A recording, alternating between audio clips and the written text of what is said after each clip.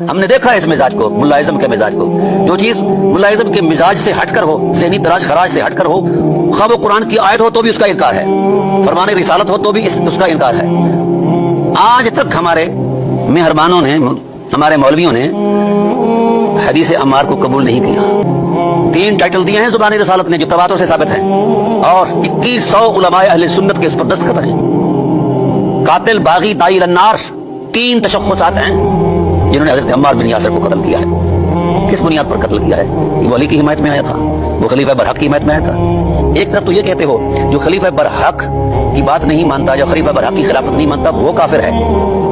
خلافت راشدہ کو جو نہیں مانتا فتویٰ ہے.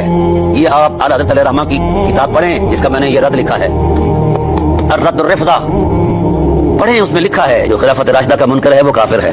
تو کیا مولا کائنات علیہ السلام خلیفہ راشد نہیں تھی؟ کو حیا کرنی چاہیے یار.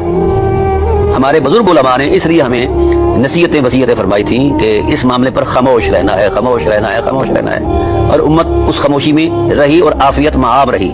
اب آپ لوگوں نے مل کر، کہیں طوطے مل کر کہیں کر رہے ہیں، کہیں کوے مل کر، کہیں کبوتر مل کر، تو یہ جو چیزیں چلا رہے ہیں تو اس کا مطلب یہ ہے کہ آپ خود ننگا کرنا چاہتے ہیں اپنے ننھال کو.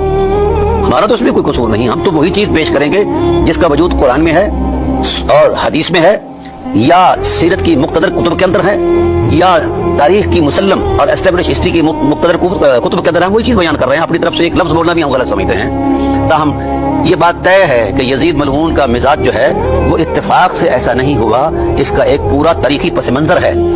یزید کو جو دشمنی ملی اہل بیت نبوت کی، آباء و اجداد کے دشمنی کے تسلسل میں ملی ہے. یہ نہ کہا جائے کہ یزید سے شروع کرو، نہیں، عبد الشمس سے شروع کرو. جو شخص رسول کے وجود کو برداشت نہیں کرتا وہ رسول کی آل کو کیسے برداشت کرے؟